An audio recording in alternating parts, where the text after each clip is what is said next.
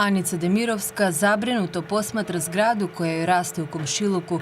Strahuje da će nova višespratnica uticati na kvalitet života stanara. Jer nema sonce, vozduh. Neće biti sunca, zraka, pretvorili su cijelo naselje u gradilište. Gradilište. Stanari smatraju da se osmospratnica gradi preblizu postojećim zgradama. Objašnjavaju da ovo nije izoliran slučaj, nego praksa zadnjih godina. Ne možete na miru odvesti djecu u školu, ne možete izaći napolje i šetati, voziti bicikl, otići na pijacu zbog urbanističkog haosa koji vlada.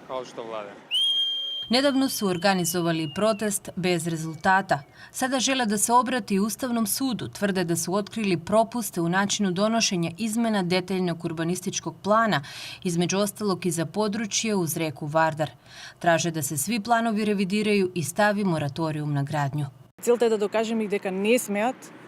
Cilj nam je dokazati da ne mogu raditi šta im je volja i da je narod sposoban izboriti se za ono što je njegov interes, a ne interes gradonačelnika za kojeg smo glasali da nas zastupa. Ne može 10 ljudi odlučivati o nama. Treba postojati opcije da budu smijenjeni i da krivično i materijalno odgovaraju, a ne da budu suočeni samo sa moralnom odgovornošću. Gradonačelnik Skopske opštine Karpoš, koji traži podršku za još jedan mandat, kaže da ne može pomoći stanarima. Tvrdi da opština mora da izađe u susret investitorima jer se radi o povratu zemljišta koje su te osobe dobili u procesu denacionalizacije. Da ima ekonomska isplativost na to što se raboti. Kako bi postojala ekonomska isplativost gradnje koja je diktirana cijenom zemljišta i drugih troškova, grade se velike zgrade. Ja sam duboko ubijeđen da pronalazimo sklad između kvaliteta života građana i potrebe za urbanizacijom opštine Karpoš. Deo stručnjaka za urbanizam kaže da ova vrsta gradnje nije izuzetak, nego pravilo za većinu gradova i opština u Makedoniji. U protekle 2 decenije u urbanizmu prevladava neoliberalna orijentacija koja prednost daje tržišnim vrijednostima i štiti privatni interes. U ovakvim okolnostima strada javni interes.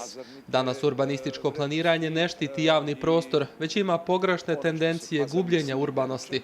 Stranački kandidati ovoj su temi u predizbornoj kampanji za lokalne izbore posvetili značajno vreme. Većina obećava da će voditi brigu o zahtevima građana. Kako sve ne bi ostalo na obećanju, urbanista Korobar ističe važnost jačanja građanskog pritiska na lokalnu vlast uz nužne izmene postojećih zakona o gradnji u Makedoniji. Milka Smilavska, Al Jazeera, Skopje.